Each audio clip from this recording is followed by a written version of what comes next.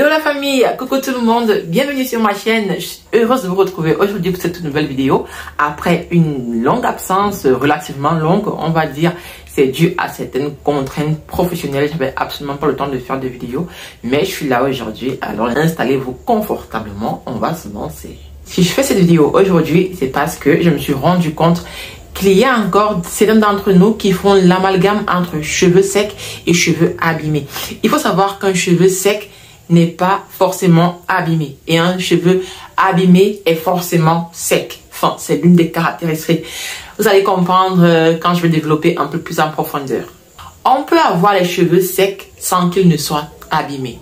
Et dans ce cas d'espèce, on aura juste besoin de les hydrater en profondeur, de les nourrir en profondeur. Donc, on va plutôt partir sur ce type de soins-là. Des masques hydratants, des masques nourrissants, voilà, pour apporter un peu plus d'eau aux cheveux, pour les nourrir vraiment tout en profondeur au cœur de la fibre capillaire. Et après ça, nos cheveux vont retrouver leur éclat d'antan, leur beauté, leur naturel, leur santé, leur vigueur et tout ce que vous voulez.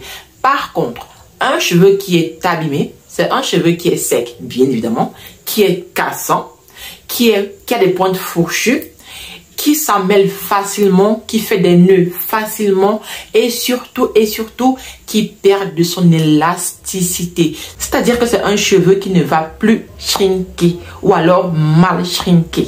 Voilà. Dans ce cas, qu'est-ce qu'il faut faire? Il faut bien sûr les réparer. Donc là, on va plutôt partir sur des soins réparants, les soins protéinés, voilà.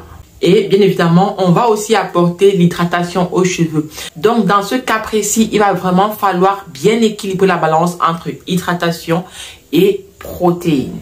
Mais ce que je conseille fortement, c'est que lorsque vous avez les cheveux abîmés, il faut absolument faire un soin à la kératine pour vraiment renforcer le cheveu, lui donner encore plus de force, plus de vigueur, voilà. Là, moi, par exemple, à l'occurrence, mes cheveux sont hyper secs. Ça, je le reconnais. Ça ne veut pas pour autant dire qu'ils sont abîmés. Donc là, j'aurais juste à faire un soin très nourrissant et voire très hydratant. Et le problème sera résolu. Mais sinon, là, ils sont vraiment, mais vraiment très secs. Et j'ai commencé à avoir un petit peu de démangeaisons là.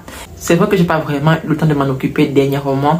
Mais ça va changer. Et bon, voilà. Je sais que par moment, on a souvent un coup de mou et tout ça arrive. Et ça m'est arrivé dernièrement. Donc, je vais m'y remettre. C'est pas facile du tout, mais on ne lâche rien. On continue et surtout, on ne défrise pas ses cheveux. Ah, ça, non, non, non, non, non. Ce serait bien trop facile. Et on n'aurait pas fait tout ce parcours-là pour rien.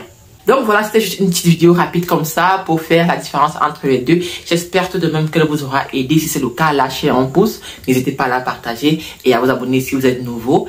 Et on se retrouve dans quelques jours, voire dans quelques semaines. Non, pas quelques semaines, quelques jours, on va dire, pour une prochaine vidéo.